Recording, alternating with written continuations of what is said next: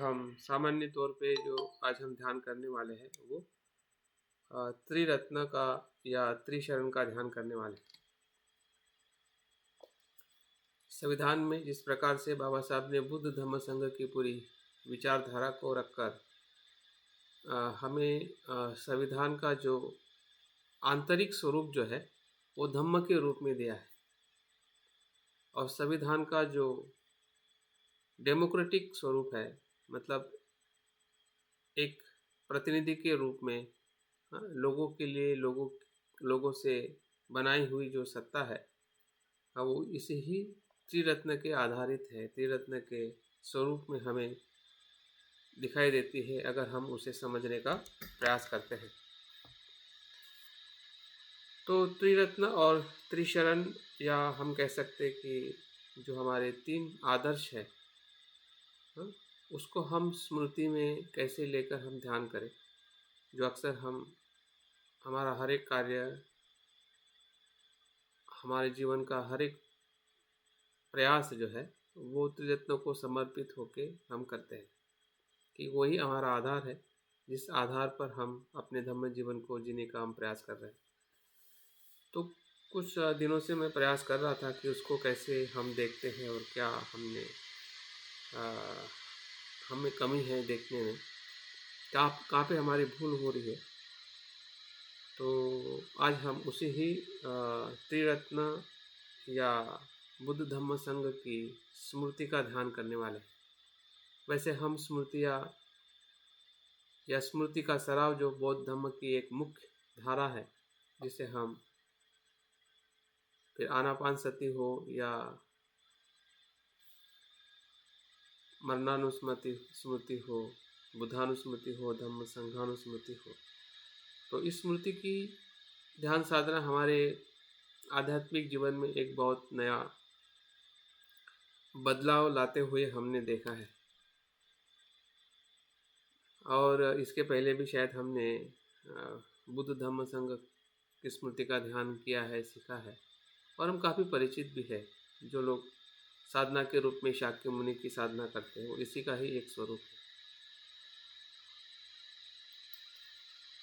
तो आप सभी को पता है, हम सभी जानते हैं कि त्रिरत्न और त्रिशरण को हम कैसे देखते हैं और कैसे हम जानते हैं। तो आज थोड़ा ध्यान करने के पहले उसके बारे में थोड़ी मैं कुछ स्पष्टता देने का प्रयास करूँगा, शायद जो आपको पहले से होगा भी, लेकिन ध्यान के लिए हमारे लिए ज़रूरी है कि त्रिरत्न और त्रिशरण को हम कैसे देखते हैं और उसका स्वरूप क्या है। जब हम रत्न की बात करते हैं तो रत्न जो है वो एक भौतिक रूप में हमें दिखाई देता है। एक पहली बात, एक भौतिक रूप में दिखाई देता है, उसका अस्तित्व जो है भौतिक रूप में उसको महसूस करते हैं, दिखाई देता है। दूसरा, जो रत्न का जो स्वरूप जो है वो जितनी भी मूल्यवान चीज़ें इस भौतिक जगत में है, जैसे हम सोना चांदी या जो भी हम कहते हैं, उसमें रत्न जो है, ज्वेल जो है, वो एक टॉप मोस्ट मूल्य में आता है। एक दूसरी बात है। तीसरा जो स्वरूप जो है रत्न का, वो है बहुत ही सुंदर और आकर्षित होता है।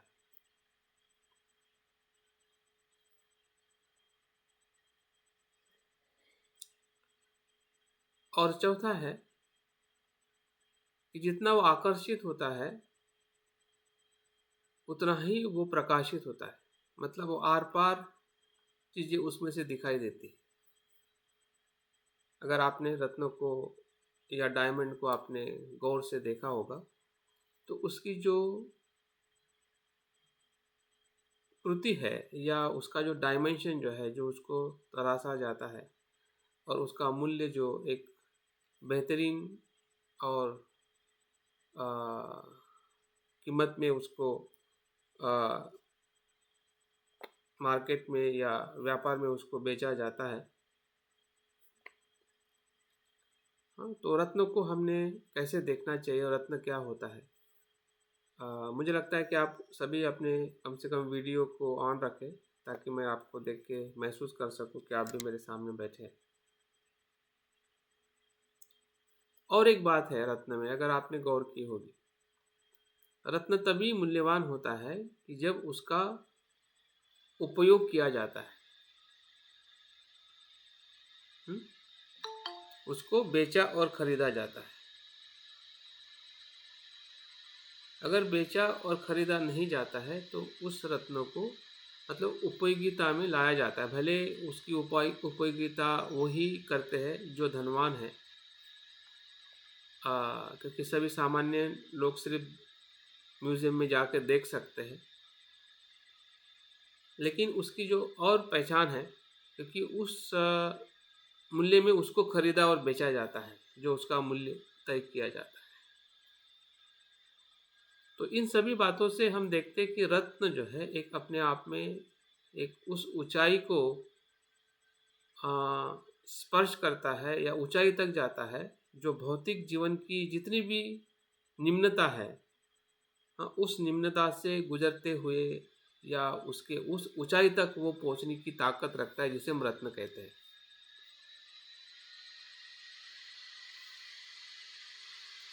और एक बात रत्न में हमें दिखाई देती है कि वो जिसके पास में भी जाता है उसका भी नाम श्रेष्ठ करता है।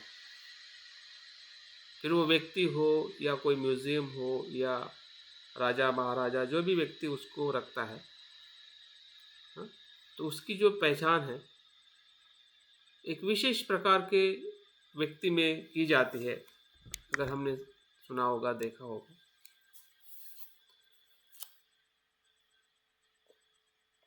तो ये सभी चीज़ें कैसी, मतलब अगर हम सामान्य इंसान हैं तो हम रत्नों को कैसे देख सकते हैं? हमारे लिए क्या स्पर्श हो सकता है? एक तो हम खरीद नहीं सकते हैं, बेच नहीं सकते हैं, या उसको उस स्तर पे हम देख नहीं सकते, लेकिन बाकी सभी चीज़ों का जो अनुभव है हम ज़रूर ले सकते हैं। हाँ, फिर उसकी सुंदरता हो, उसका जो आकर्षण हो, उसका प्रकाश हो, अगर हम उसके पास में जाते हैं या उस चीज़ को महसूस करते हैं, आँखों से, तो कहीं न कहीं जो रत्न का बाकी सभी स्वरूप जो है, वो हमारे इंद्रियों से या प्रत्यक्ष जो इंद्रियों का जो अनुभव है, उससे हम ज़रूर महसूस कर सकते हैं, या महसूस करने का हमारे लिए एक स्रोत बन जाता है, जिसे हम रत्न कहते हैं। अभी इसी रत्न में जब हम त्रिरत्न की बात करते हैं, बुद्ध धम्म संघ, अभी तक हमने भौतिक रत्न की बात की और जाना कि वो क्या है और कितना महत्वपूर्ण वो होता है। तो जिस प्रकार से भौतिक रत्न जो है वो अपनी ऊंचाई को, श्रेष्ठता को प्राप्त करता है, हाँ, खुद के लिए भी और औरों के लिए भी जिसके साथ में वो होता है। खुद का तो उसका अस्तित्व होता ही है, अपने गुणों से, अपने सुंदरता से, अपनी जो कुछ भी उसकी जो पारदर्शिकता है, वो उसके स्वयं के गुण हैं। ठीक है? और जब किसी व्यक्ति के पास में होता है तो उसकी भी पहचान बन जाती है।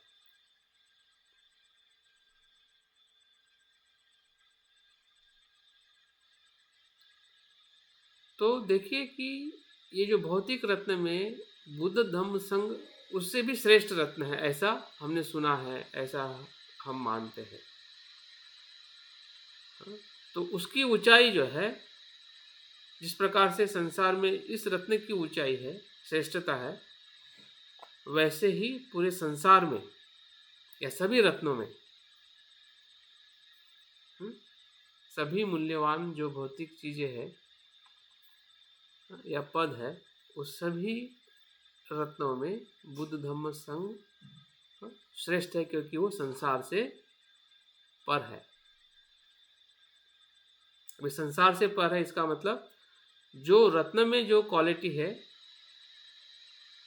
उस जो कि संसार की है, और बुद्ध की जो क्वालिटी है वो असंसारिक है, लेकिन वो भी सुंदर है। इतनी सुंदर है कि जिस प्रकार से हम इस सुंदरता का तो माप लगा सकते हैं, रत्न का, उसको काउंट कर सकते हैं, उसकी मर्यादा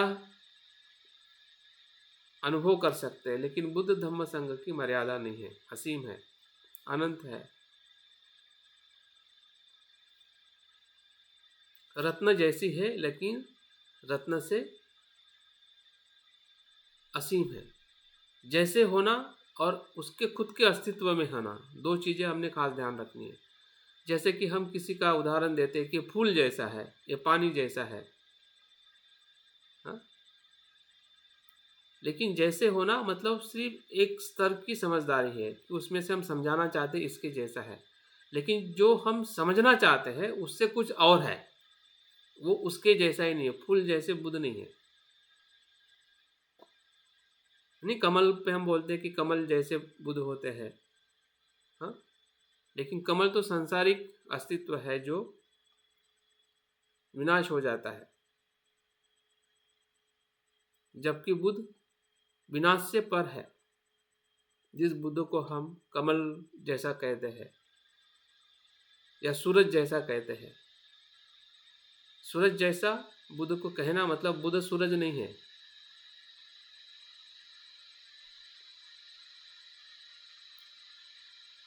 वो सूरज से भी पर है, उसकी असीमता जो है सूरज से भी श्रेष्ठ है। आकाश जैसे है मतलब आकाश से भी श्रेष्ठ है। तो जो भी भौतिक वस्तुओं को जब हम जैसे इस शब्द से पहचानते हैं, तो हमने अपनी जो भाषा का जो संदर्भ है, भाषा की मर्यादा को पहचानना ज़रूरी है, क्योंकि भाषा हमने ही निर्माण की है, उसमें हमें फंसना नहीं है। और मुझे लगता है कि अक्सर हम भाषा के उस जाल में फंस जाते हैं और बस उसी के इर्द गिर्द हम बुद्ध को या धम्म संघ को देखते हैं। और इसलिए जिस त्रिरत्न को हम पहचानते हैं वो फिर शरण होने के लिए बड़ा कठिन हो जाता है। अभी हम शरण की बात करते हैं। जब हम त्रिरत्न को पहचानते हैं, जैसे कि जिस स्वरूप में हमने अभी देखा है, हाँ? अब ये रत्न भौतिक रत्न नहीं है, याद रखें। भले भौतिक रत्न की जो भी हमने सुंदरता, उसकी जो कुछ भी क्वालिटी देखी है वो बुद्ध में है, धम्म में, संघ में है, लेकिन सांसारिक नहीं है, वह संसारिक है, इसलिए वो श्रेष्ठ है।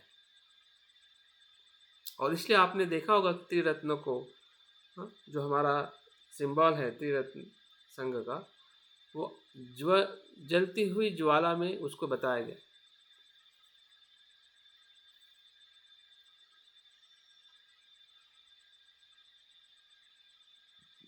जलती हुई ज्वाला संसार, राग द्वेष मोह है,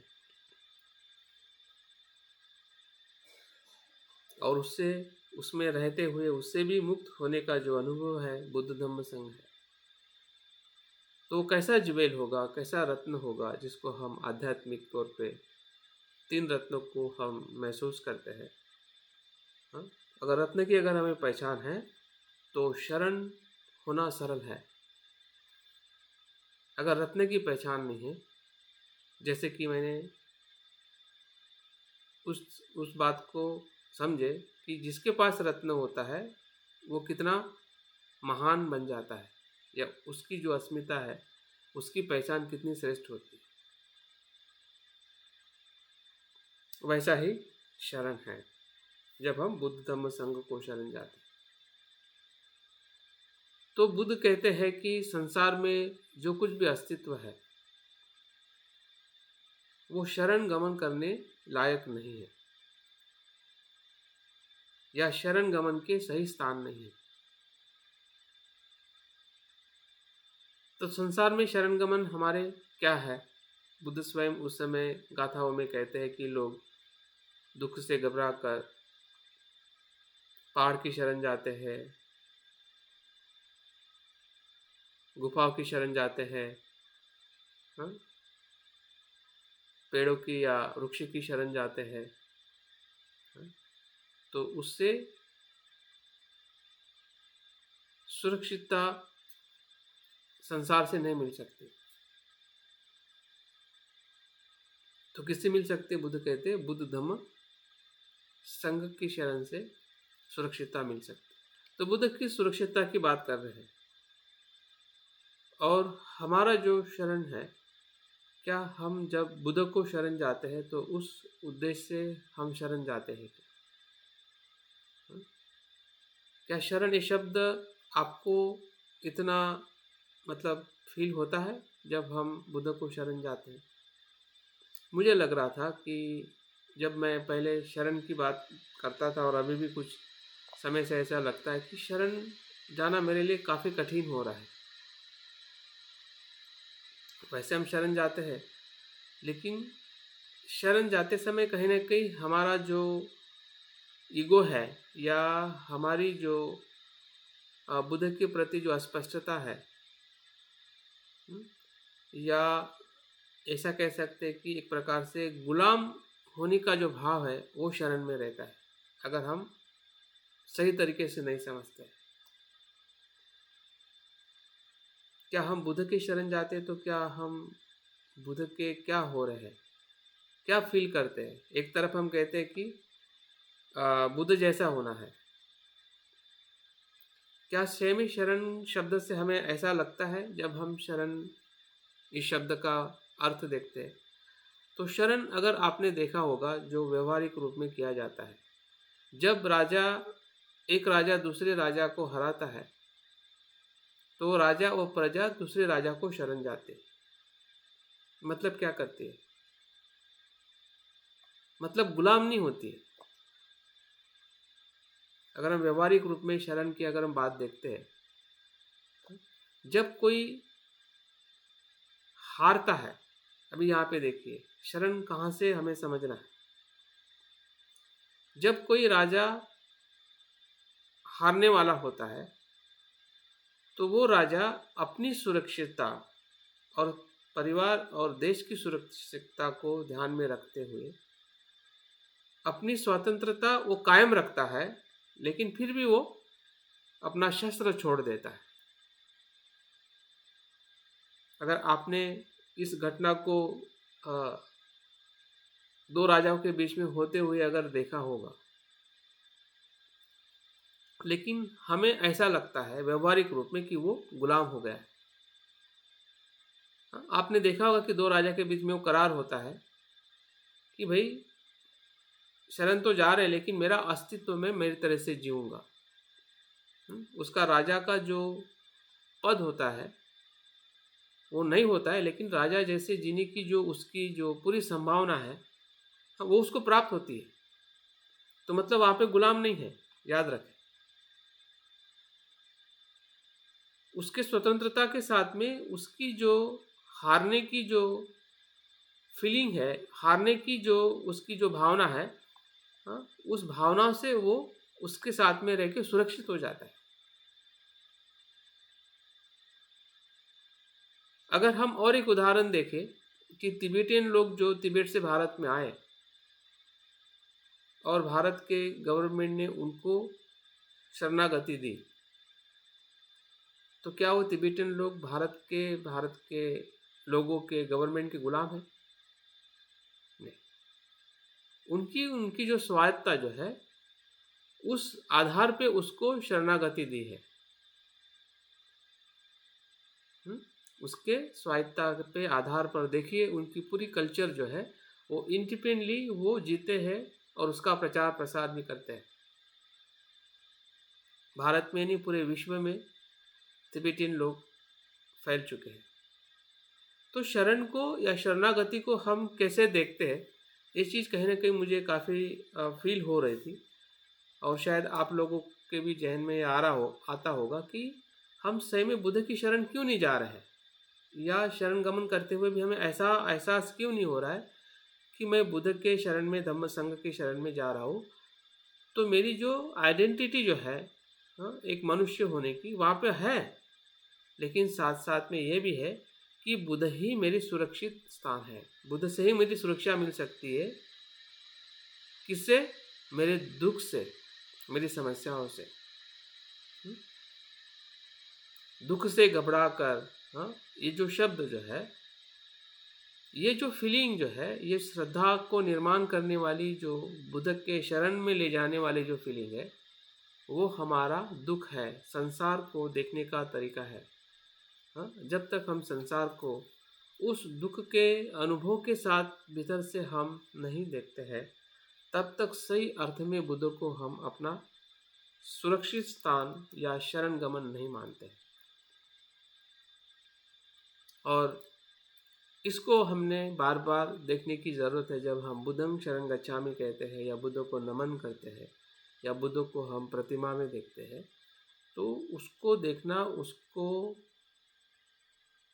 शरणगमन करना या शब्दों से भी उच्चारण करना, तो एक प्रकार से मैं बुद्ध के उस समीप जा रहा हूँ या बुद्ध मेरे समीप आ रहे हैं, हाँ, जहाँ पे मैं सुरक्षित हूँ। भले मुझ में राग है, द्वेष है या मुझ में बहुत सारी बुराइयाँ है, हाँ, उस बुराई के साथ, हाँ, वो मेरा अस्तित्व है, हाँ, जो दुख भरा हुआ है, भय से भरा हुआ है। उस अस्तित्व के साथ मैं बुद्ध के समीप जाता हूँ, क्योंकि बुद्ध क्या है, ये सभी सांसारिक अस्तित्व से क्या है, वाकिफ़ है, जानते हैं कि ये कैसे उत्पन्न होता है और कैसे इससे दूर होने का अनुभव है, ये बुद्ध के पास में है। इसलिए हम बुद्ध की शरण जाते हैं। बुद्ध के पास में मार्ग है, दवाई है, उपाय है, इसलिए हम धम्म की शरण जाते हैं। संघ के इसलिए शरण जाते हैं कि संघ हमारे साथ है या हम संघ के साथ है, या पूरा विश्व संघ के स्वरूप में हम देख सकते हैं। पूरा अस्तित्व ही संघ है। जहाँ पे धम्म है वहाँ पे हमें संघ, हाँ, फिर वो बोधिसत्व का संघ हो, या भौतिक रूप में हमारा संघ हो, हाँ, उस संघ को हम बहुत समीप से देख सकते हैं। तो इसलिए जब तक हम शरण को सही अर्थ में, हाँ, देख नहीं पाते हैं, हमें ये विश्वास, हमारी श्रद्धा को जब तक हम अपने दुख से अनुभव के तौर पे जब तक हम उसके समीप जाने के लिए प्रयास नहीं करते हैं, हाँ, तब तक शरण जो है वो सिर्फ बाह्य शरण रहेगा, हाँ, जो हम उसको समर्पित होने का जो भाव है, वो इसलिए हमारे मन में हम लाने का प्रयास करना चाहिए, हाँ, जिसके कारण हमें दुख हो रहा है, हाँ, और दुख का समाधान ही बुद्ध धम्म और संघ है, हाँ। तो इस तरह से अगर हम शरण जाते हैं, और तभी जाके हमारी जो श्रद्धा जो है वो मजबूत और गहरी हो सकती है। अगर हमारा बुद्ध को देखने का नज़रिया अगर सही नहीं है तो वो अंधश्रद्धा हो सकती है। अगर बुद्ध को समीप जाकर भी अगर हमें ऐसा नहीं लग रहा है कि मैं सुरक्षित हूँ, तो शरण गमन करने का क्या अर्थ है। धम्म के समीप जाके अगर हमें ऐसा नहीं लग रहा है कि मैं सुरक्षित हूँ, जैसे कि कोई बड़ा ताकतवान व्यक्ति होता है और उसके हम समीप जाते हैं क्योंकि हम ताकत से कमज़ोर है, तो क्या फीलिंग होती है। आपको पूरी तरह से सुरक्षितता का अनुभव होता है, भले हम कमज़ोर हैं, हाँ, लेकिन हमारी कमज़ोरी भी हमारी ताकत बन जाती है। तो हमारी जो कमज़ोरी है जिसे हम दुख कहते हैं, हाँ, उस दुख को एक प्रेरणा बनाकर या दुख से मुक्त होने का जो स्थान है या स्रोत है, वही बुद्ध धम्म संघ है। तो इसका अर्थ ये हुआ कि हम जो कुछ भी जीवन जी रहे हैं, आध्यात्मिक या संसारिक, वो सब कुछ बुद्ध धम्म संघ के साथ में जुड़ा हुआ है। संसारिक तौर पे हम स्वयं हैं जिसका हमें अनुभव हो रहा है, और आध्यात्मिक तौर पे बुद्ध धम्म संघ है। मतलब ये संसार और निर्वाण का क्या है, एक रूपता है। हम संसारिक है, हमारा चित्त, हमारे कर्म, और हम जान रहे हैं कि मैं इस संसार में पीड़ित हूँ, दुखित हूँ। जैसे कि राजा जानता है कि अभी मैं हार रहा हूँ, हार गया हूँ, मेरे पास अभी कुछ भी नहीं है, हताश हो गया हूँ, और हताश होने से अच्छा है कि मैं उस राजा की शरण में जाऊँ, ताकि मैं अपने अस्तित्व को फिर से नई प्रेरणा से जी सकता हूँ। वैसे ही हम हताश हो जाते हैं संसारिक सभी अस्तित्व में जो हमने निर्माण किया है, जिसमें हम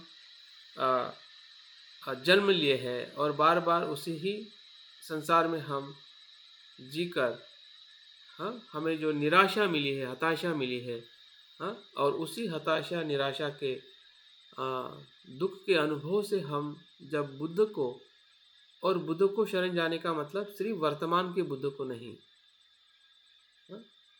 भूतकाल, वर्तमान और भविष्य काल, त्रिकालिक बुद्ध को हमें शरण जाना। क्यों जाना है? क्योंकि हमें ये पता नहीं कि हम पहले भी जन्म में कहाँ पे किस बुद्ध के साथ में रहे होंगे,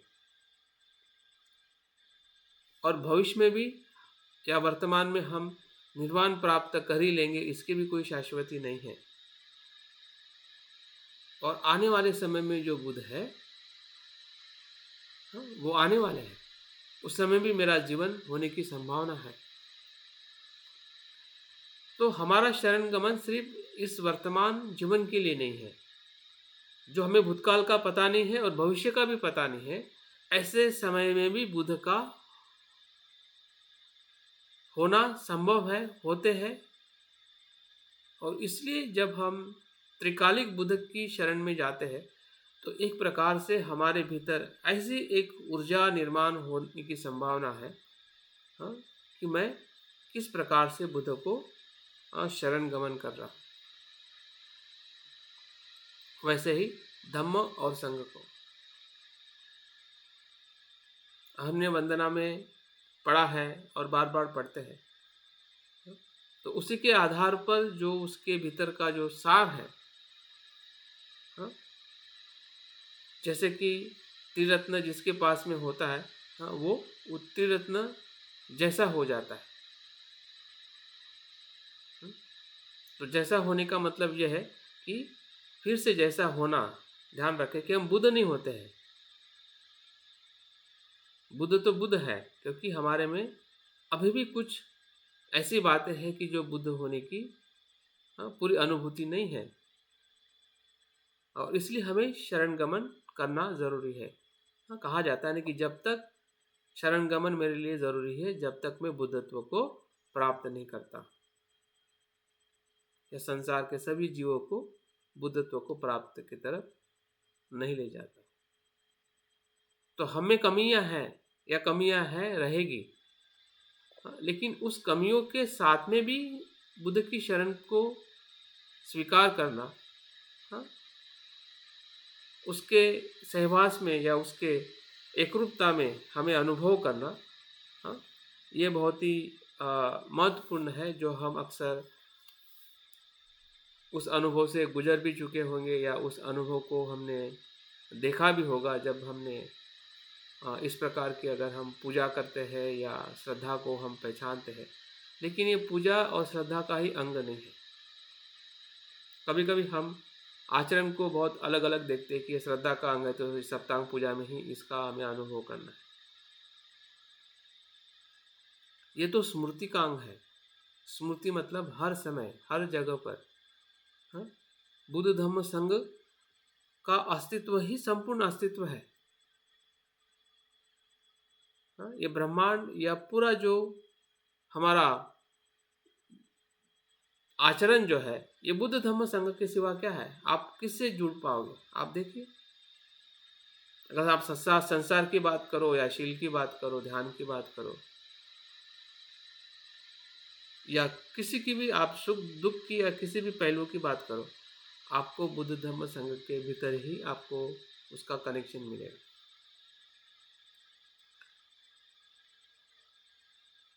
तो इस तरीके से हमें त्रिरत्न और त्रिशरण की जो स्मृति का ध्यान आज हम करने वाले हैं, हम 5 प्रगति में करने वाले हैं।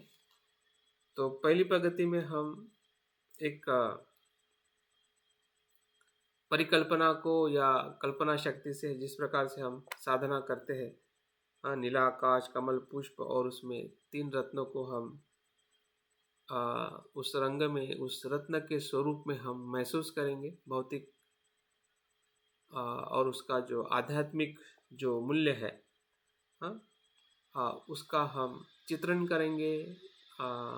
उसको हम उस गुणों को, हाँ, जो रत्न और रत्न का जो गुण है, हाँ, उसका हम एक संदर्शन करेंगे शुरुआत के पहले प्रथम चरण में, जो हम बाकी ध्यान में भी करते हैं। दूसरे प्रगति में हम बुद्ध के गुणों का स्मरण करेंगे। इतिपिसो भगवा जो 9 गुण है, या उसके भी जो हमें जो समझ में आते हैं, उस गुणों को हम बुद्ध रत्न को हम देखेंगे या बुद्ध तत्व को हम देखेंगे। और उसी ही बुद्ध तत्व के साथ जब हम शरण गमन करते हैं, शरण जाते हैं, हाँ, तो बुद्ध के उस तत्व से हमारा शुद्धिकरण होने लगता है। रत्न से नहीं, शरण से। रत्न फिर वो शरण में परिवर्तित हो जाते हैं। जैसे कि जिसके पास रत्न होता है, उसका मूल्य भी उसके जैसा ही होने लगता है।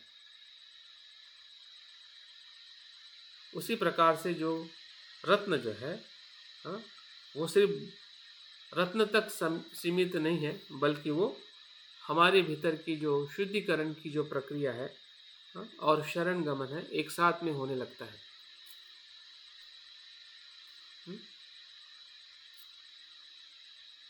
मतलब हमारी जो शुद्धिकरण और शरण गमन की प्रक्रिया को हम बुद्ध के साथ हम महसूस करेंगे, जो त्रिकालिक सभी बुद्ध है।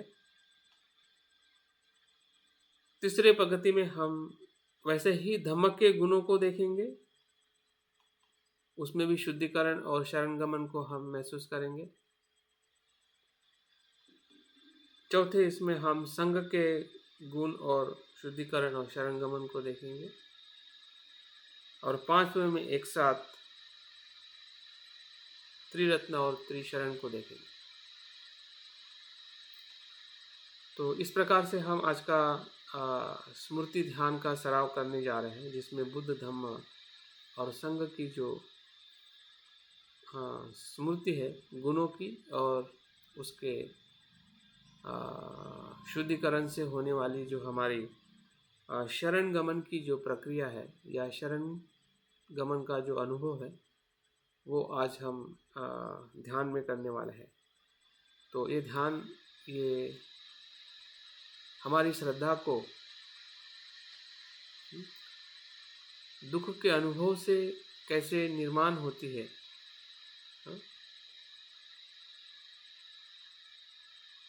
हमारी जो कमजोरी है वही हमारे बुद्धत्व का आधार है। हमारी जो कमियां हैं, हमारा जो दुख है, हमारा भय है, वही हमारी सबसे बड़ी ताकत है। क्योंकि वही कमजोरी हमें बुद्ध की तरफ ले जाती है। अगर संसार में अगर कमी नहीं होती, वो अनित्य नहीं होता, अनात्म नहीं होता, दुखदायी नहीं होता, जरा वेदी मरण धर्मीय नहीं होता, तो बुद्ध की शरण की हमें ज़रूरत नहीं। अगर है, लग रहा है, समझ में आ रहा है कि ये सभी व्यथाओं से, दुख दर्द से अगर कुछ तत्व या ऐसा कोई शरण है, जिसकी मैं शरण जा सकता हूँ, या जाने से मैं संपूर्ण इन दर्दों से, इस भय से, इस अज्ञान से मैं मुक्त हो सकता हूँ, तो वो बुद्ध धम्म संघ है, जो हम शरण जा चुके। लेकिन आज हमें मौका मिला है कि जो संविधान के दिवस का, जिस दिवस को हम सही तरीके से एक मनुष्य के रूप में हम आज़ाद या विमुक्ति का जो हमें सम्मान मिला है, तो वो विमुक्ति का जो सम्मान जो है हमें धम्म के माध्यम से बाबा साहब ने दिया है। और धम्म का दूसरा नाम ही बुद्ध धम्म संघ है, क्योंकि धम्म अपने आप जीवित नहीं हो सकता है जब तक बुद्ध नहीं होते हैं। धम्म होता है लेकिन जीवित नहीं होता। हाँ, जैसे कि बाबा साहब आने से धम्म जीवित हुआ, पुनर्जीवित हुआ। धम्म तो था ही, लेकिन पुनर्जीवन करने वाला जो आधार है वो बुद्ध और बोधिसत्व है। तो इस अर्थ से धम्म तभी प्रभावित होता है जब बुद्ध या बोधिसत्व इस संसार में बार बार जन्म लेते हैं। हाँ, और उसी के कारण संघ है जिसे हम समाज कहते हैं। हाँ, उस समाज का विकास होने लगता है।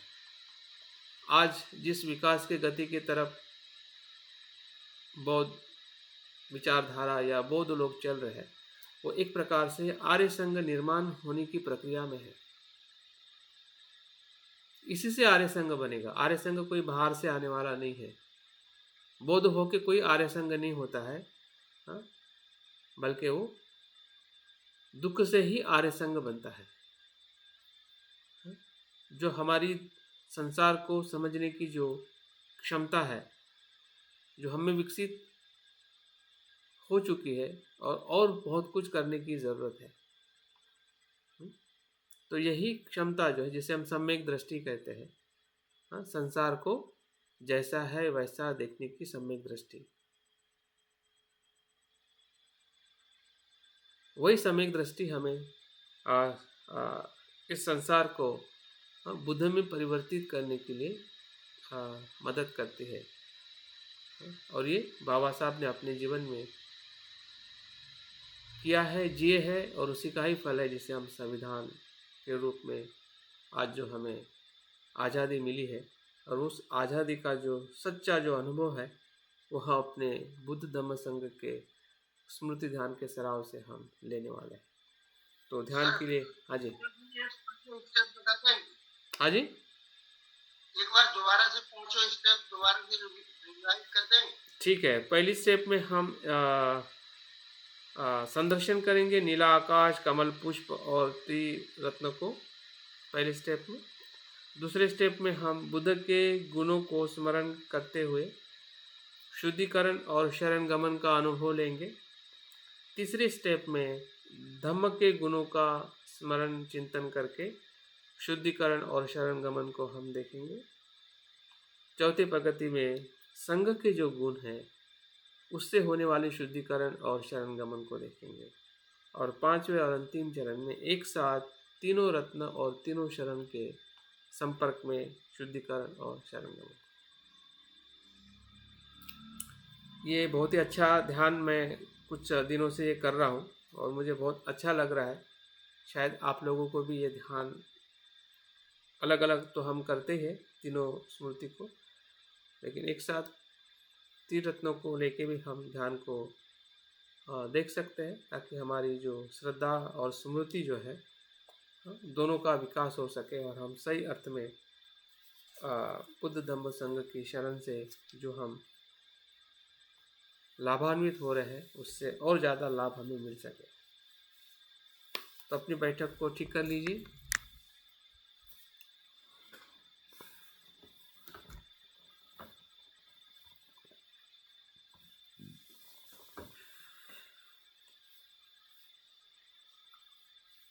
आपका शरीर ध्यान के लिए थोड़ा तैयार करें।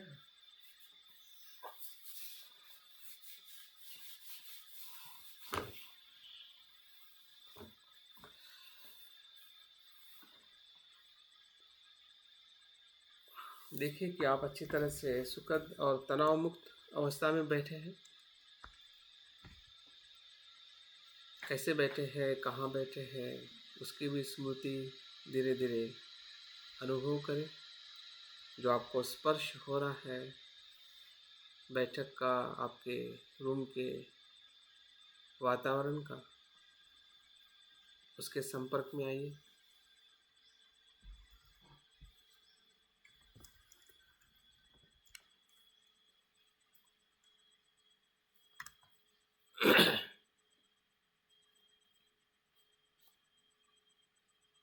आंखें बंद करते हुए सांस को महसूस करें। सांस की स्मृति, जिसे हम आनापानासति कहते हैं, ये सभी ध्यानों का आधार है। बुद्ध ने भी इसी ध्यान से संबोधि को प्राप्त किया है। हम भी उसी मार्ग का अनुसरण करें।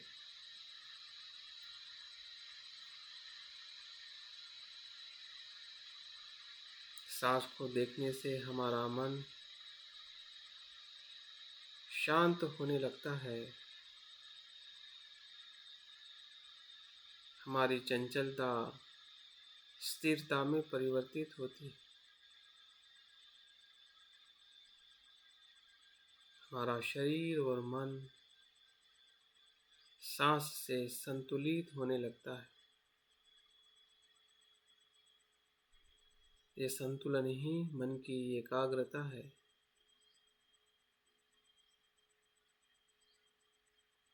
क्योंकि सांस हमें शांत करता है, वर्तमान में ले आता है।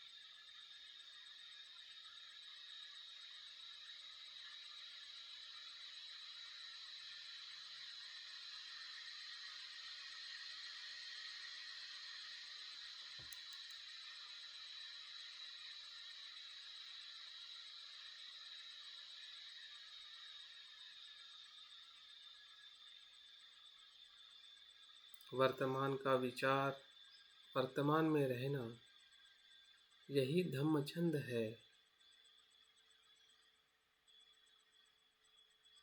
इसी धम्मचंद को अनुभव करें, जो आपके भीतर उत्साह निर्माण कर रहा है, आनंद निर्माण कर रहा है, जो बाह्य जगत से हमारा संबंध धीरे धीरे भीतर की तरफ प्रवेश कर चुका है।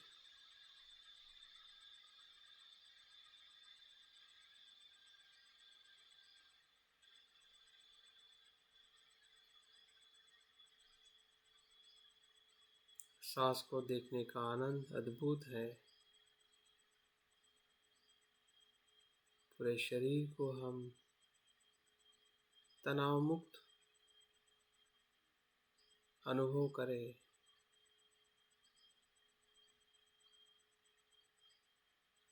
सांस से हर एक शरीर की पेशियां शुद्ध हो रही है,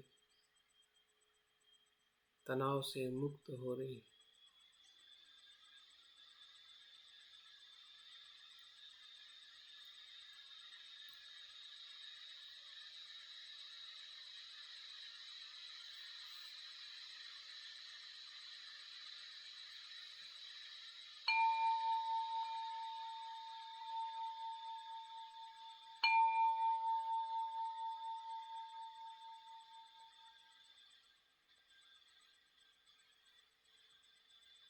इसी वर्तमान की स्मृति से हमारे भीतर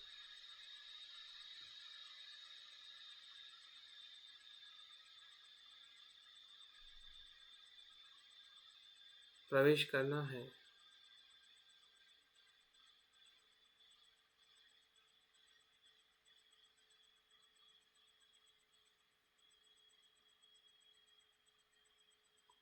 और महसूस करना है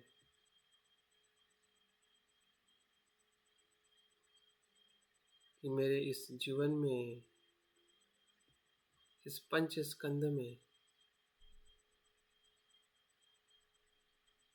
क्या अनुभव हो रहा है।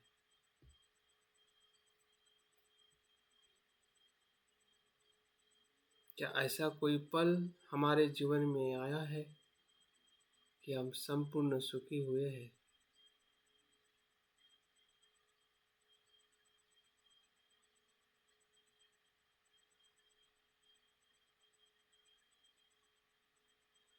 क्या इस पंच स्कंद में या शरीर और मन में ऐसा कोई तत्व है धर्म है कि जो मुझे संपूर्ण सुखी और आनंदित कर सकता है।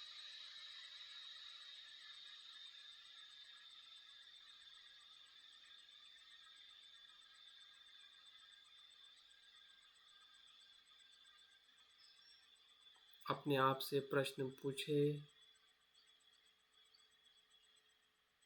और उसका जवाब अनुभव करें।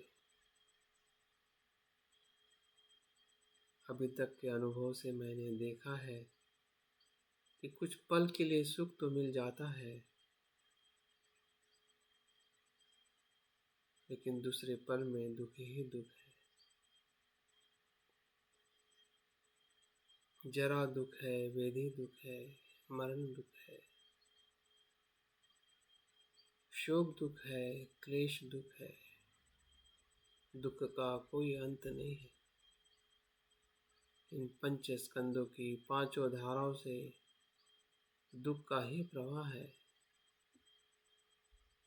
क्योंकि वो संस्कारित है, अनात्म है।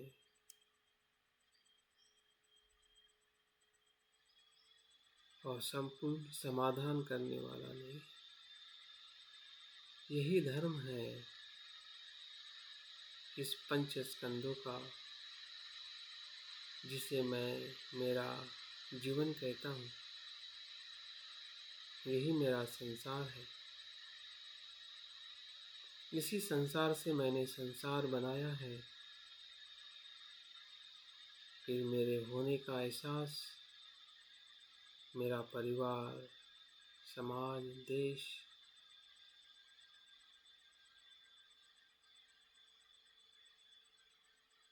इसी दुख से दुखी संसार बना है।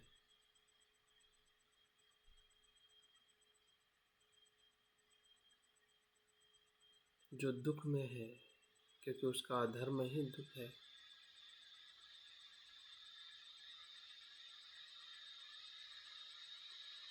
देखिए, दुख की पीड़ा, दुख का दर्द भले भयभीत करने वाला है, लेकिन भयभीत वो होते हैं जो मूर्ख है,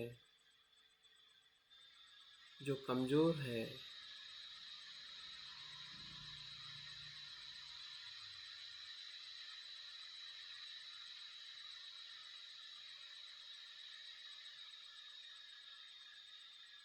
हम कमजोर नहीं हैं। इस दुख को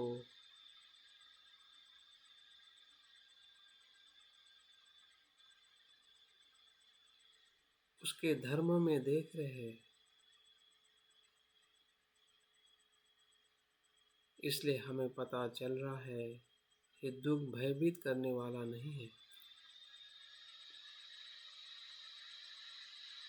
ये तो दुख से मुक्त करने की प्रेरणा दे रहा है। अगर ये दुख है तो सुख कहाँ है? अगर ये पीड़ा है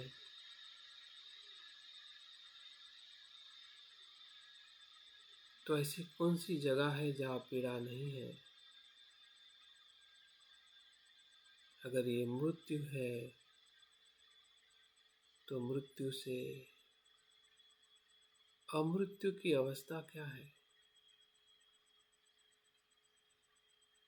इस दुख से हमें ना घबराना है, ना पीड़ित होना है, बल्कि इस दर्द से, इस दुख से हमें सत्य की खोज करनी है। सत्य को जानने का मार्ग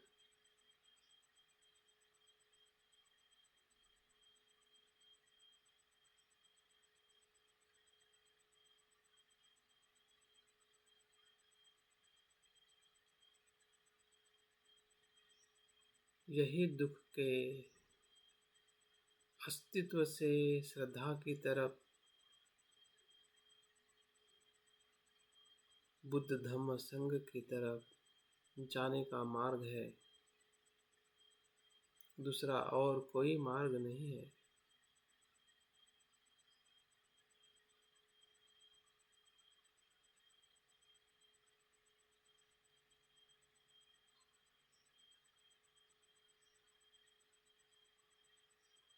हमारा दुख का धर्म ही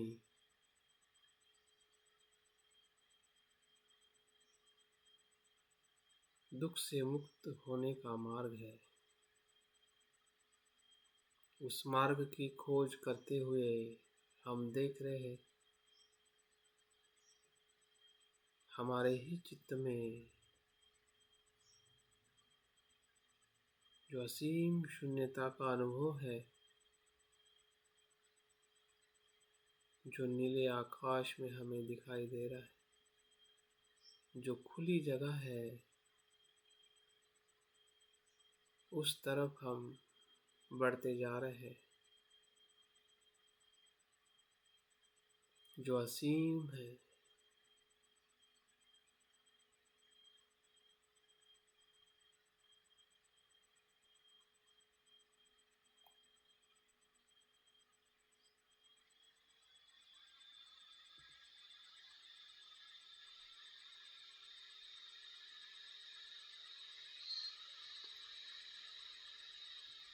देखिए उस नीले आकाश में शुभ और तेजस्वी कमल पुष्प हमें दिखाई दे रहा है, जो इसी संसार की दलदल से ऊपर आते हुए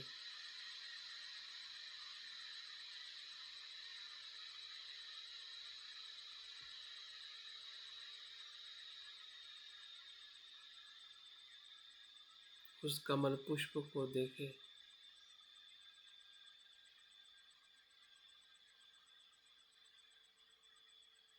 जो कुछ भी हम सुन रहे हैं, सोच रहे हैं और मन के चक्षु से जो निर्माण हो रहा है, ये सभी स्मृति का अनुभव है। कान से सुनना स्मृति है, मन से विचार करना स्मृति है, कल्पना करना स्मृति है, उसका आनंद लेना वो भी स्मृति है।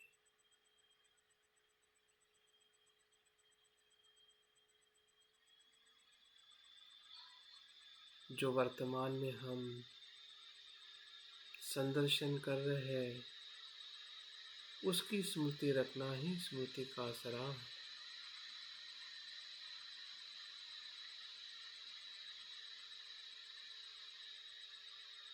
सब कुछ वर्तमान में घटित हो रहा है।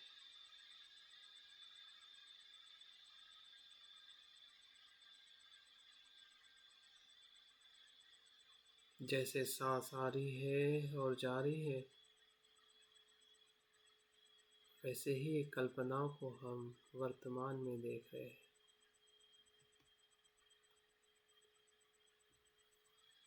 उसके प्रकाश में, उसकी सुंदरता में।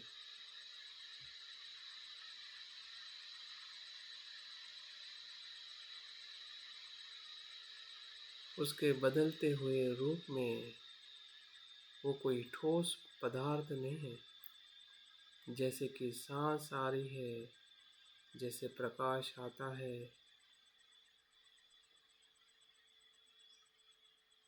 और उसका हम आनंद लेते हैं, वैसे ही कमल पुष्प जो शुभ्र है, सुंदर है, प्रकाशित है, उस कमल पुष्प पर जो अनासक्ति का प्रतिरूप है,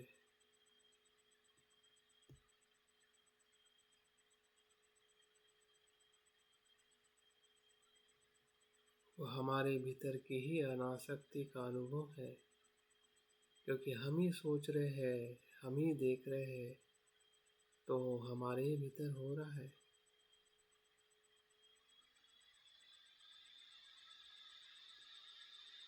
भले मैं शब्द बता रहा हूँ, लेकिन शब्द मेरे हैं, कल्पना आपकी है।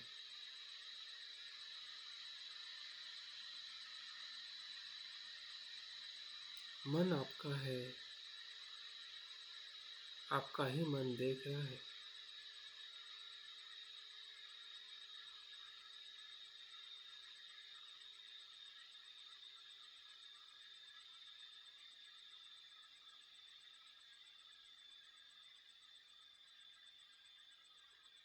देखिए उस कमल पुष्प पर 3 रत्न,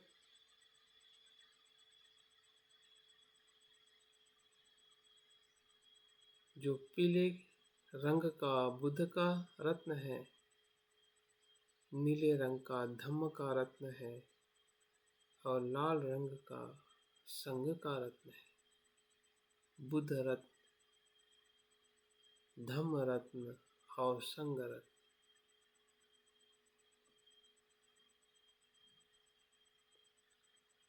उसकी चारों दिशाओं में संसार की आग की ज्वाला है, लेकिन उसे वो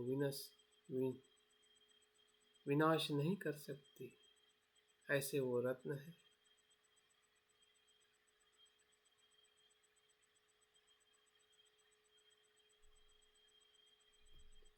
संसार की ज्वाला के स्पर्श से मुक्त,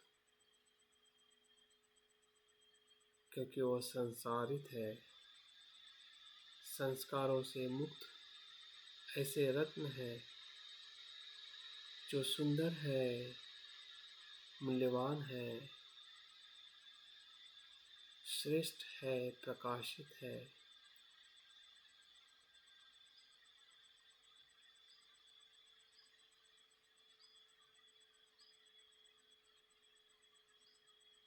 विद्वानों द्वारा पहचाने जाने वाले हैं।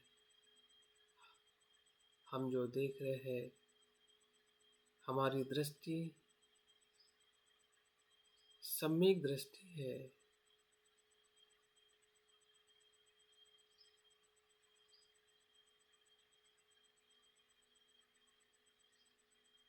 जैसे रत्न देखने वाला व्यापारी रत्न को पहचानता है, उसी प्रकार से हम रत्न को पहचान रहे हैं कि ये बुद्ध रत्न है,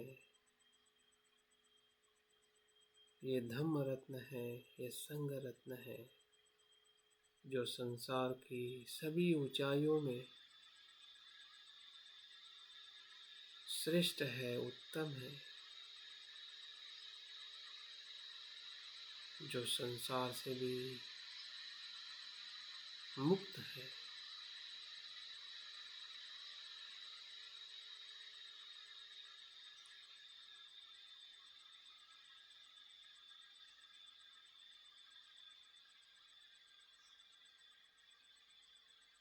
उन त्रिरत्नों की असीमता को अनुभव करें, जो अमूल्य है, जिसका संसार में जो मूल्य किया जाता है, उस मूल्य से पर ऐसे अमूल्य रत्नों को, 3 ज्वेल, इस संसार में प्रकाशित हो रहे हैं।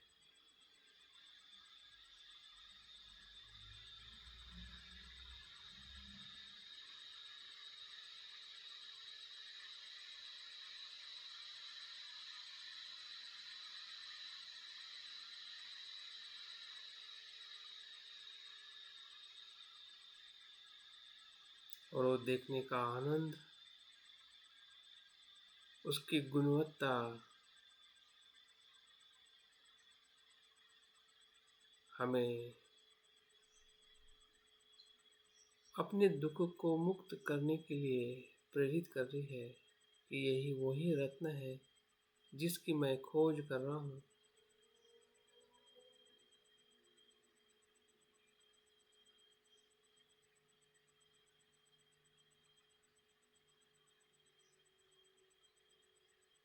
जो इस ब्रह्मांड से मुक्त है,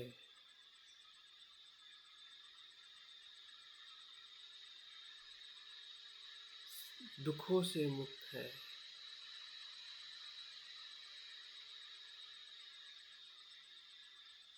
इस संसारिकता के धर्म से मुक्त है।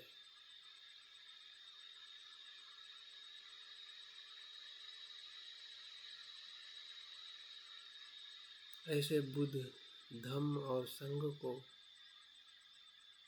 उस 3 रंगों के रत्नों में हम देख रहे हैं। उसके प्रकाश को अनुभव कर रहे हैं कि संसार की 10 दिशाओं में उसका प्रकाश फैलते जा रहा है। वो सूर्य से भी अधिक तेजस्वी है,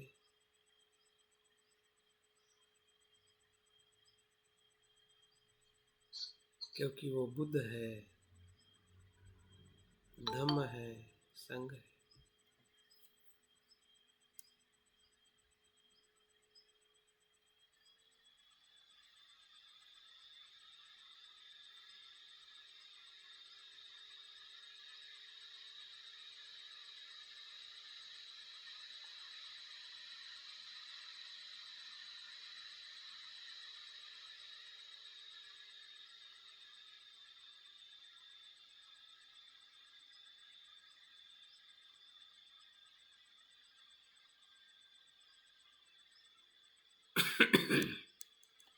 हमें पहचान हो रही है उस 3 रत्नों की, जो हमें दुखों से मुक्त कर सकता है, मुक्त करने की जिसमें क्षमता है, जिसको पाने के लिए मैं और आनंदित हो रहा हूँ।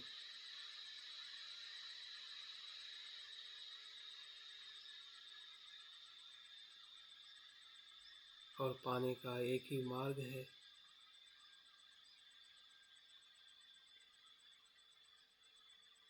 उन त्रिरत्नों को शरण जा।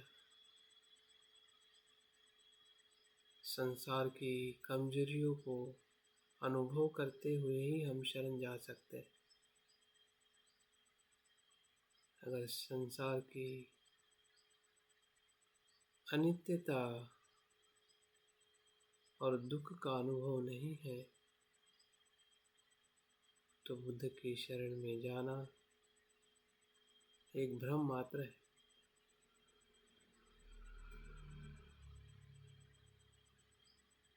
उस भ्रम को पहचानिए,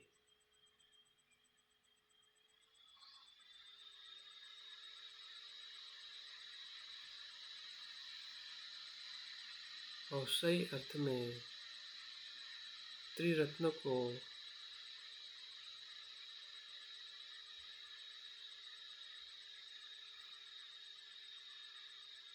ग्रहण करें, शरण जाइए। ये वही रत्न है कि जो मुझे संसार के सभी दुखों से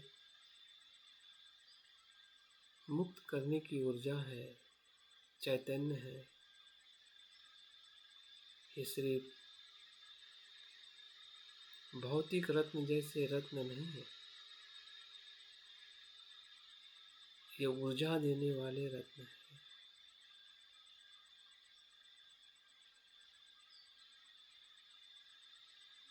दुखों से मुक्त करने वाले रत्न।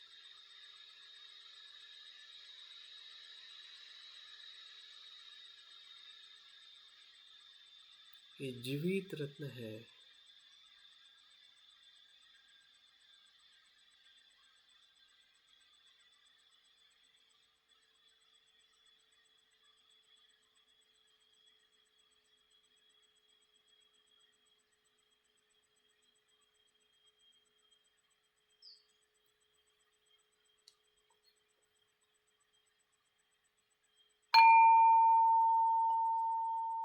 ध्यान के दूसरे चरण में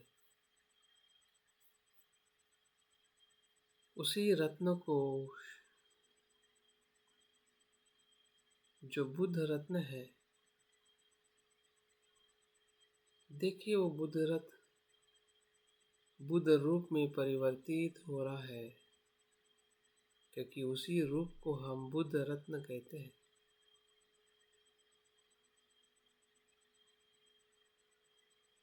त्रिकाल के बुद्ध उस रत्न से बाहर आ रहे हैं।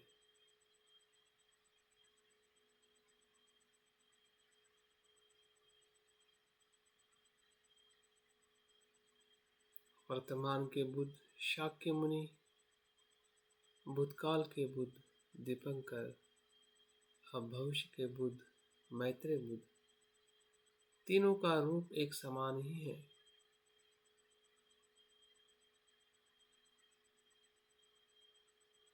क्योंकि बुद्ध का जन्म एक ही भूमि से होता है, जिस भूमि को हम प्रज्ञा पारमिता कहते हैं,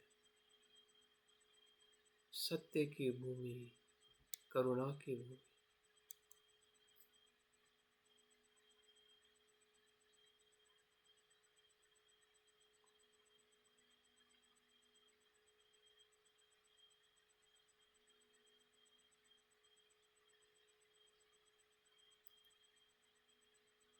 इन तीनों बुद्धों की असीम गुणों को स्मरण करें, चिंतन करें। आकाश के तारों से भी अनंत गुणों से, जिन गुणों को हम गिन नहीं सकते, ऐसे अनंत गुणों से पूर्ण बुद्ध का अस्तित्व है।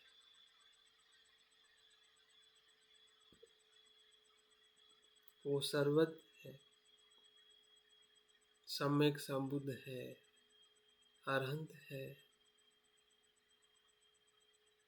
असीम करुणा से भरे हैं। उनको जान पाना ये हमारे लिए असंभव है, लेकिन फिर भी उनका अस्तित्व मेरे लिए शरण स्थान है।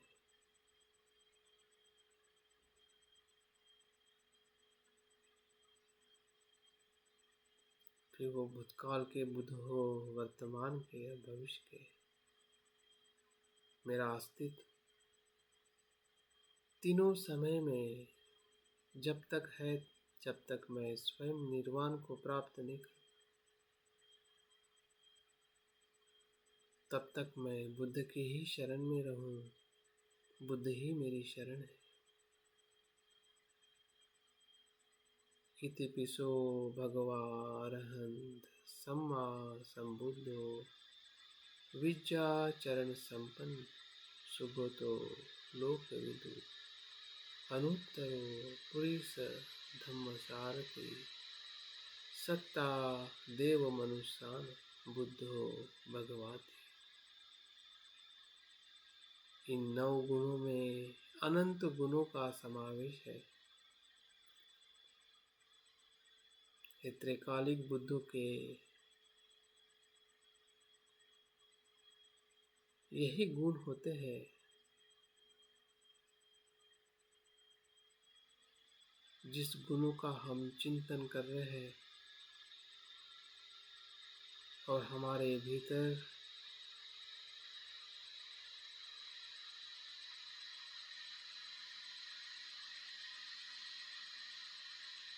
हमारे गुणों का भी अनुभव हो रहा है।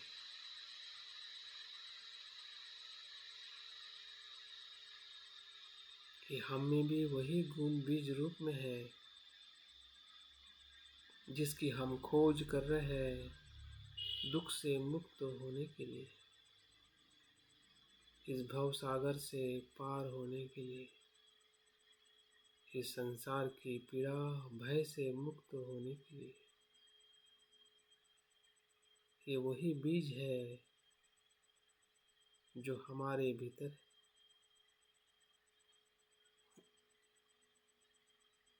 उसी बीजों का बुद्ध ने विकास किया है।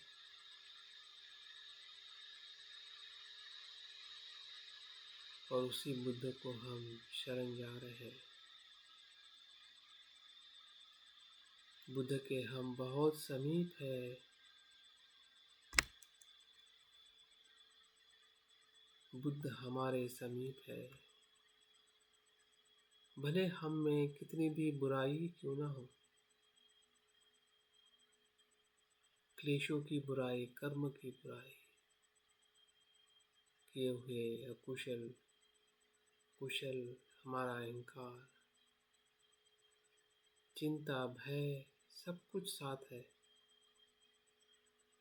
फिर भी बुद्ध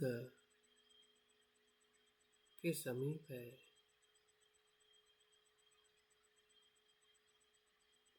बुद्ध के उस गुणों के प्रकाश में हम अपने दुख को देख रहे हैं, क्लेशों को देख रहे हैं,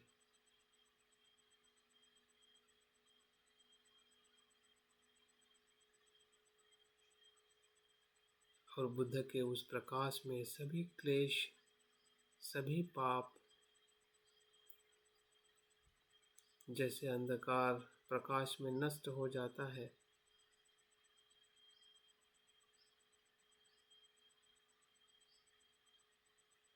अशुद्ध जल शुद्ध जल से शुद्ध हो जाता है, उसी प्रकार से हमारे भीतर के सभी क्लेश, राग द्वेष मोह के बीज अलोभ अद्वेष अमोह में रूपांतरित हो रहे हैं, क्योंकि हम जान रहे हैं जिसका हम लोभ कर रहे थे, आसक्ति कर रहे थे, वो धर्म ही अनित्य है। तो ना उसकी हम आसक्ति कर सकते हैं, ना द्वेष, ना समझी के कारण, मिथ्या दृष्टि के कारण वो सब हम कर रहे थे।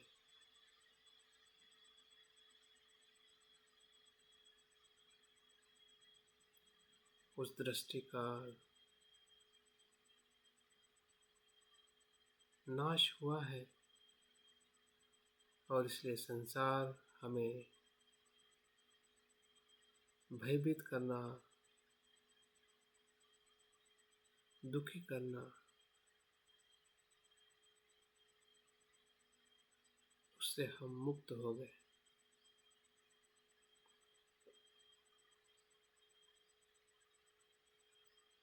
हमारा चित्त भ्रम से मुक्त है, इसलिए दुख नहीं है, क्योंकि बुद्ध की शरण में है। बुद्ध के गुणों के प्रकाश में हम अपने भीतर देख रहे हैं, सब कुछ अनित्य है, अनित्य है, अनित्य है। ना द्वेष है, ना लोभ है, ना लोभ है, ना द्वेष।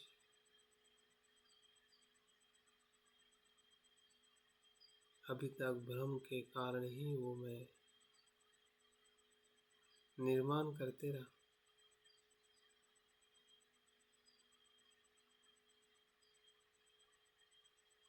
बुद्ध की शरण श्रेष्ठ शरण है।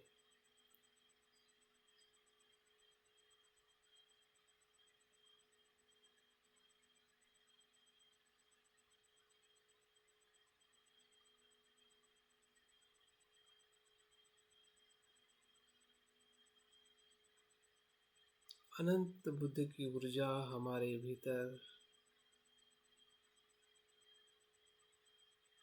या हम उस ऊर्जा के पूरी तरह से संपर्क में है।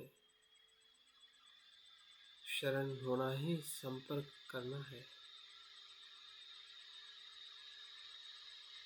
जैसे कि एक बूंद का समंदर में विलीन हो जाना, वैसे ही हमारा अस्तित्व का भ्रम जान लेने से ही हम बुद्ध में विलीन हो जाते हैं।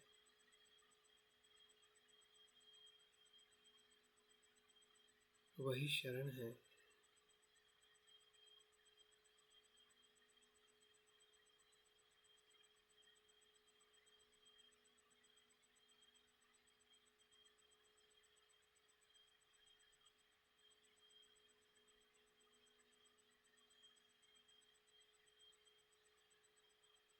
नत्थि में शरणं गयेयं, बुद्धो में शरणं वर।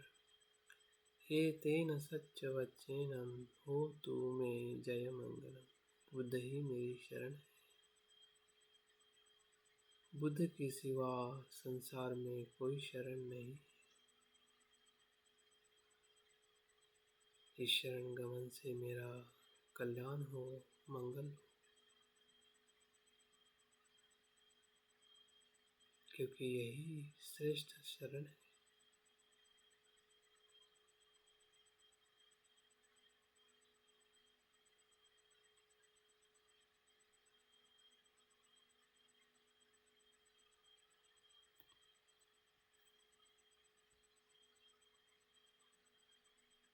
देखिए, हमारे हृदय से, हमारे वाणी से और हमारे शरीर से एक ही आवाज है, एक ही अनुभव है। हमारा पूरा अस्तित्व बुद्ध की शरण में है। काया, वाचा और मन,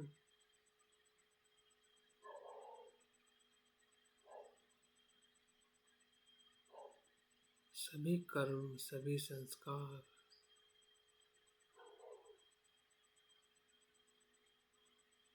बुद्ध के प्रकाश में शुद्ध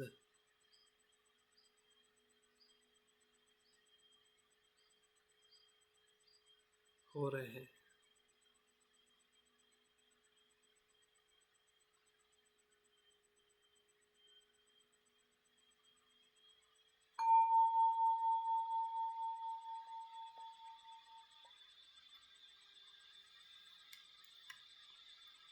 वैसे ही नीले रंग के रत्न से धम्म का उद्भव हो रहा है, जो धम्म तीनों काल में अस्तित्व में है। भूतकाल में भी है, वर्तमान में भी है और भविष्य में भी है।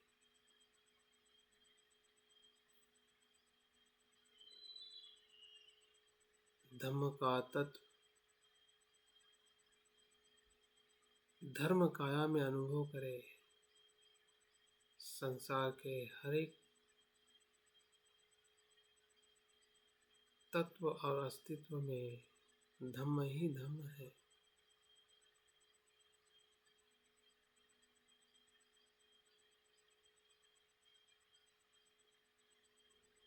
क्योंकि पूरा अस्तित्व ही प्रतीत्य से उत्पन्न है। सांस से लेकर हमारा शरीर और वेदना से लेकर हमारा मन, भीतर का, बाहर का, खुद का, संसार के सभी ब्रह्मांड में घटने वाली घटनाओं का एक ही सार है, प्रतीत्य समुत्पन्न।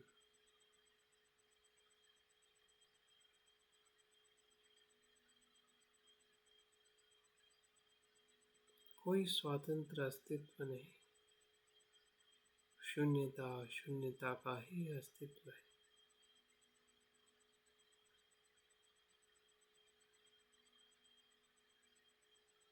वही धम्म है जो असीम अनंतता का स्वरूप है।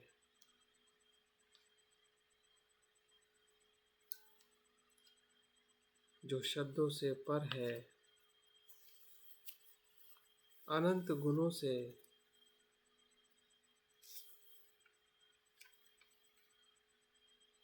स्वाखातो भगवता धम्मो संदीलिखो कालिको यही पस्सिको औपनायको पच्यतम वेतितव्यो विमुह्यति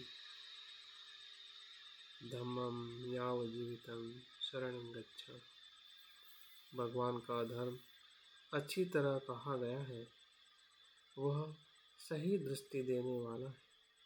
और तत्काल फल देने वाला है। आओ और देखो, यह कहलाने योग्य है, ये निर्वाण तक पहुँचाने वाला है और विद्वानों द्वारा जानने के योग्य है। ऐसे धम्म को मैं जीवन भर के लिए शरण जाता हूँ।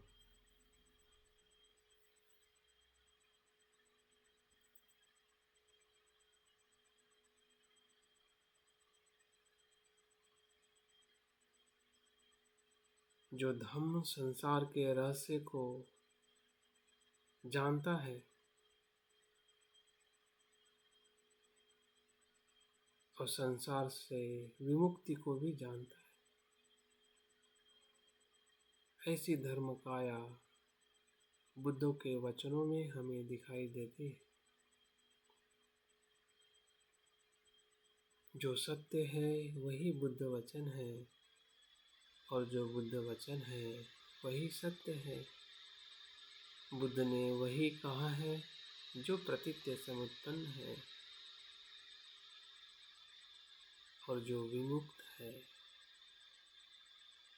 निर्वाण है, असंस्कारित है और जो संस्कारित है। यही दो धर्म है। जो संस्कारित है वो दुख का कारण है और जो असंस्कारित है वो परम शांति और सुख निर्वाण का अनुभव है। ऐसे धम्म की शरण में उनके गुणों के अनुभव में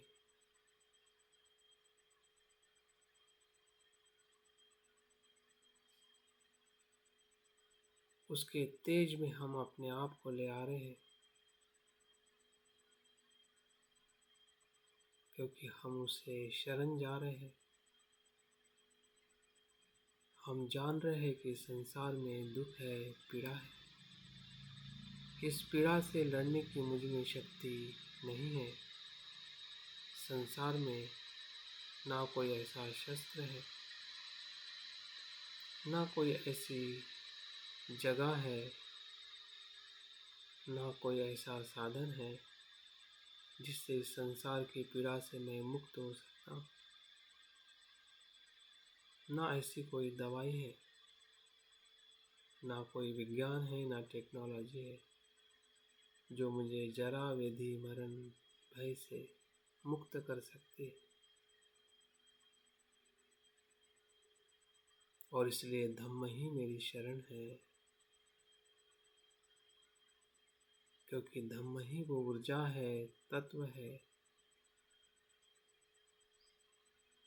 शरण है जो मुझे इस पीड़ा से मुक्त करता है।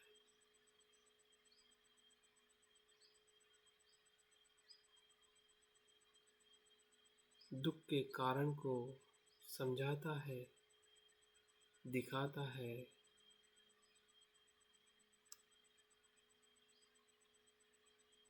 और परम सुख निर्वाण का अनुभव कराता है। यही वो धर्म काया है जिस धर्म काया को बुद्ध धारण करते हैं। और ये सभी की काया है, सभी अस्तित्व में ये धर्म है। सिर्फ स्मृति और जागृति से देखने की जरूरत है, जिसका हम सराव कर रहे हैं। जागरूक होने का, जिससे हम अपनी सही शरण में प्रवेश कर सके। नत्थि में शरणं धम्मो में शरणं व्रज, तेन सच्च वच्चेनं होतु मे जय मंगलम्। धम्म ही मेरी शरण है, धम्म के सिवा कोई शरण नहीं है। संसार में ना मेरा शरीर सरल स्थान है, ना धन, ना पत्नी, ना पद, ना संसार की कोई भौतिक वस्तुएं, आदर्श। जो सच्चा आदर्श है, शरण है, वो धम्म है। धम्म ही मेरी शरण है, इसी से मेरा मंगल हो, यही मंगलकारी, जिससे मेरे भीतर की सभी बुराइयां शुद्धता में परिवर्तित हो रही है।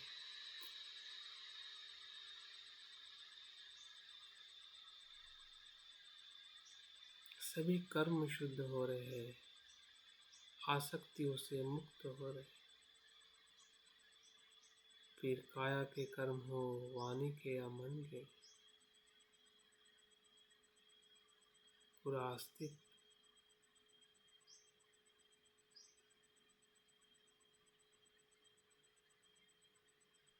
शुद्धता से भरा है।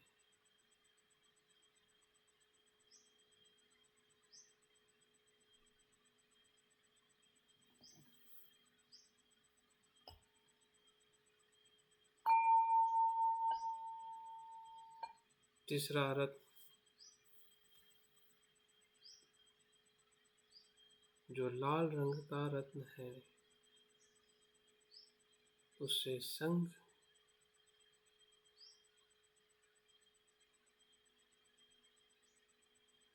शरण का तत्व बाहर आ रहा है।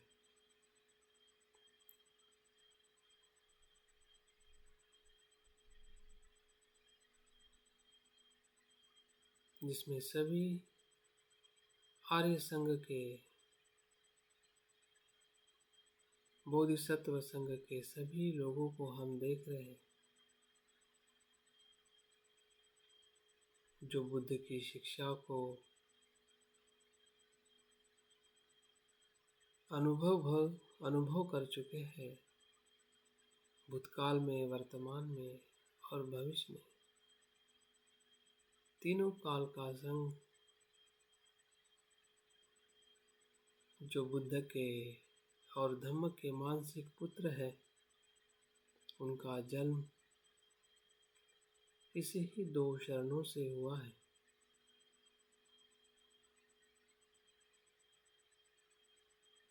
और इसलिए संग रत्न भी हमारे लिए उतना ही महत्व का है जितना बुद्ध और धम्म, क्योंकि इसी संग से बुद्ध और धम्म सुरक्षित है। हजारों वर्षों तक संग रत्न से ही बुद्ध और धम्म इस संसार में जीवित होते हैं।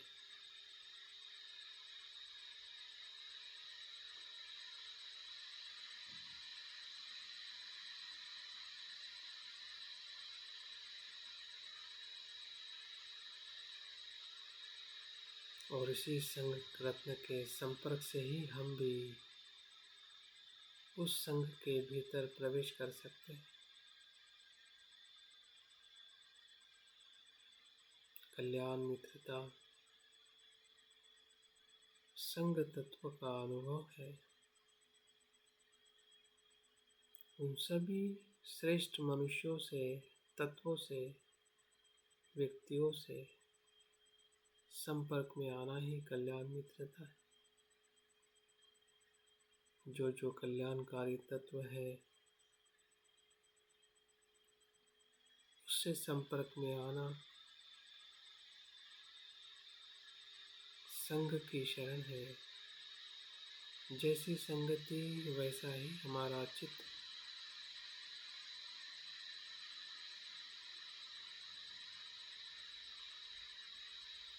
संघ की शरण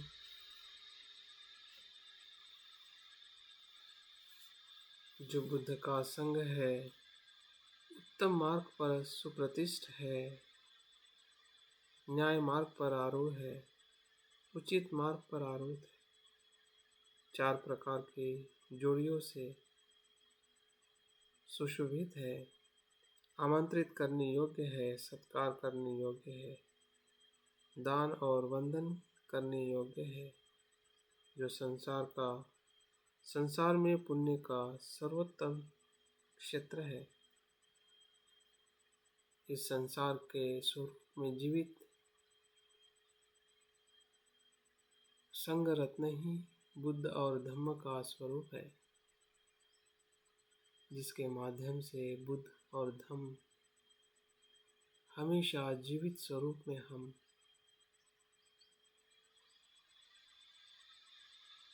संग रत्न में देख सकते हैं। उनके गुणों का चिंतन करते हुए उनकी हम शरण लेते हैं। यही संग मेरी श्रेष्ठ शरण है। नत्थी में शरणमय्यम संघो में शरणं हे तेन सच्च वच्चेनं होतु मे जय मंगलम्। संग ही सर्वश्रेष्ठ शरण है, इसके सिवा मेरी कोई शरण नहीं। इसी से मेरा कल्याण हो, मंगल हो।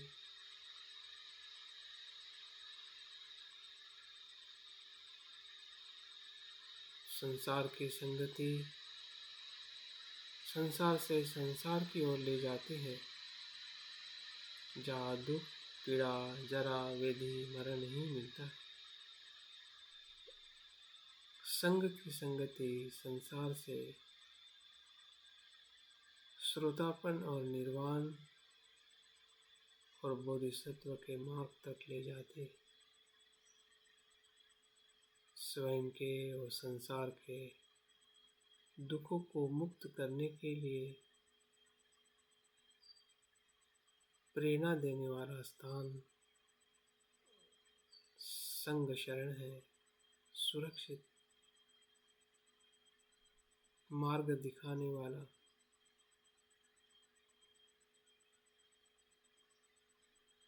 छाया देने वाला, मदद करने वाला, सेवा करने वाला ऐसा संग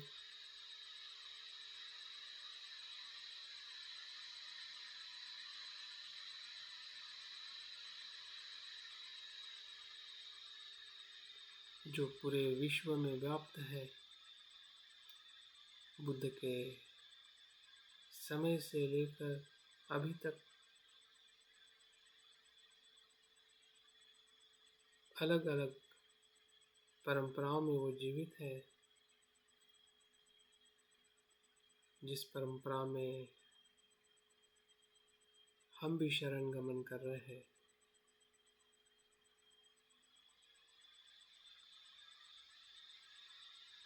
ये उसी संग शरण का वृक्ष है, जो बुद्ध से आया है, धम्म से आया है और संग से पूरे विश्व में व्याप्त हुआ है।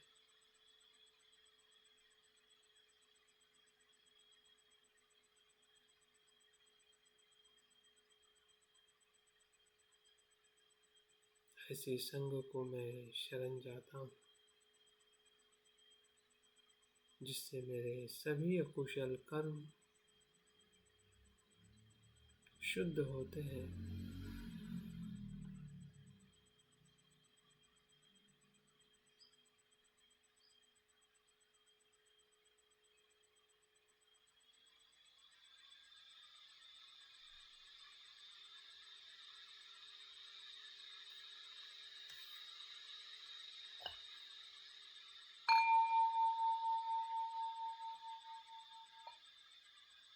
पांचवें चरण में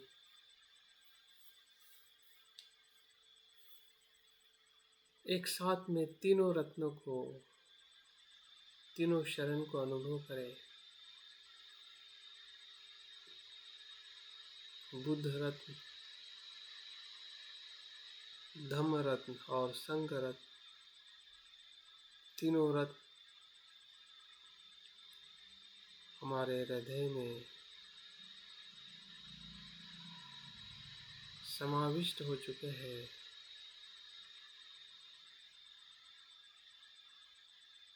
क्योंकि हम उसे शरण जा चुके हैं। शरण जाने का अर्थ ही उसे प्राप्त करना है।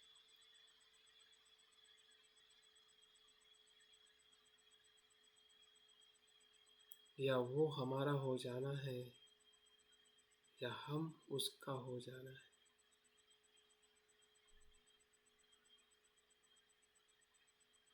हमारे भीतर ही या उसके भीतर हमें अपने आप को देखना है और हमारे भीतर बुद्ध धम्म संघों को देखना है।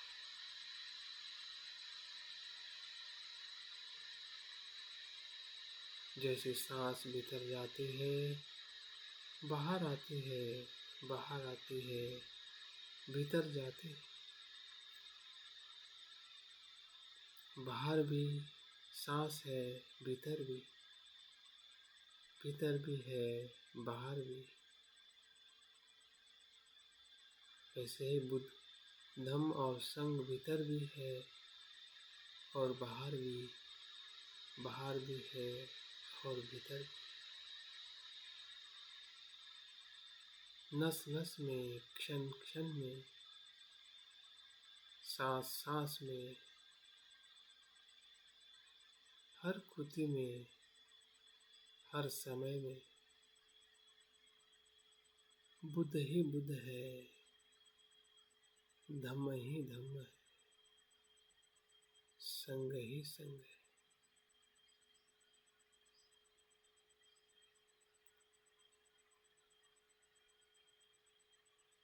हम में है, सब में है।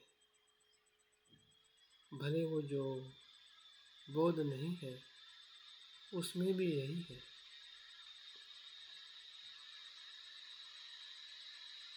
क्योंकि वो भी अपने दुख से पीड़ित है, जरा व्याधि मरण।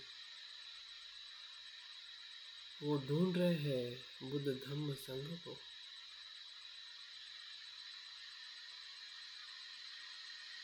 लेकिन उनका ढूंढने का तरीका भूले हैं, भटके हैं।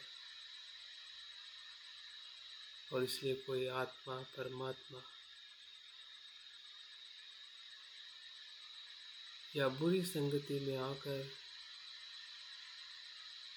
वो और संसार से संसार में जा रहे हैं। हमें पता चला है, हम जान चुके हैं कि बुद्ध धम्म संघ ही सर्वश्रेष्ठ है। उनके गुणों से, उनके अस्तित्व से,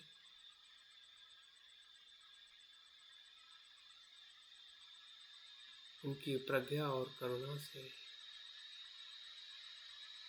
वो सिर्फ हमारे ही नहीं है, वो सब में है, सबके है। वो असीम है, हवा की तरह, पानी की तरह, आकाश, अनंत ब्रह्मांड की तरह, उससे भी असीम है।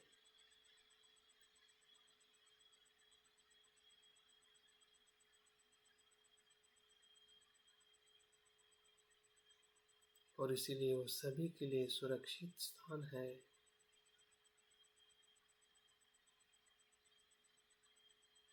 सर्वश्रेष्ठ शरण है।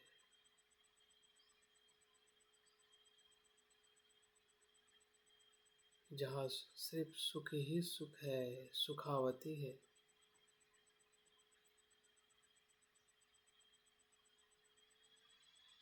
सभी दुखों का विनाश ऐसी चित्त की भूमि है।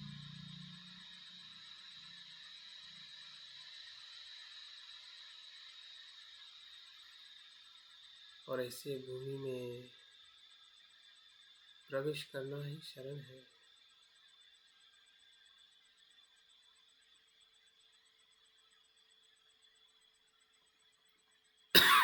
बुद्धं शरणं गच्छामि।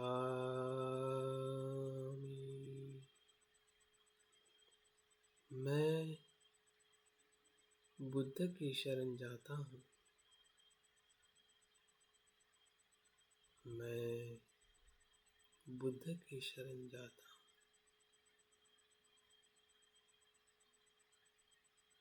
बुद्ध की शरण। धम्मं शरणं गच्छामि।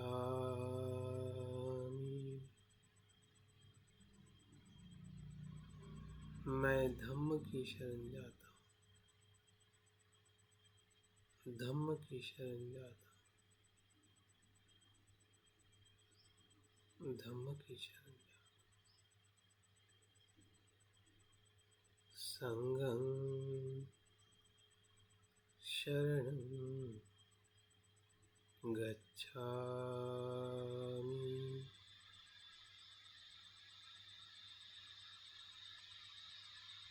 मैं संघ की शरण जाता हूँ। संघ की शरण जाता हूँ। संघ की शरण।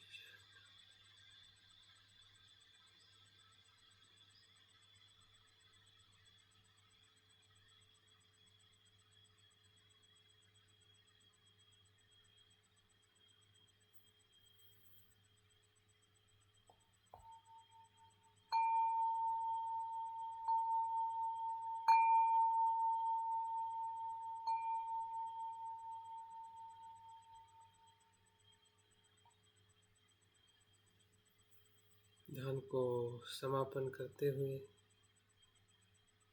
जो हमें अनुभव हुआ है उस अनुभव के साथ काया वाचा मन के कर्म करने का संकल्प करें और धीरे धीरे आंखें खोलते हुए ध्यान को समापन करें।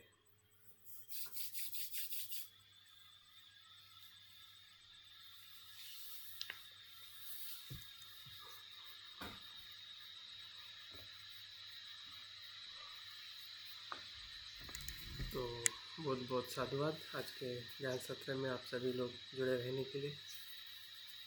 मैं उम्मीद करता हूँ कि ध्यान से ज़रूर हमें अपने दुख को देखने का, श्रद्धा को और शरण गमन को कैसे हम महसूस करें इसका हमें ज़रूर सराव हुआ।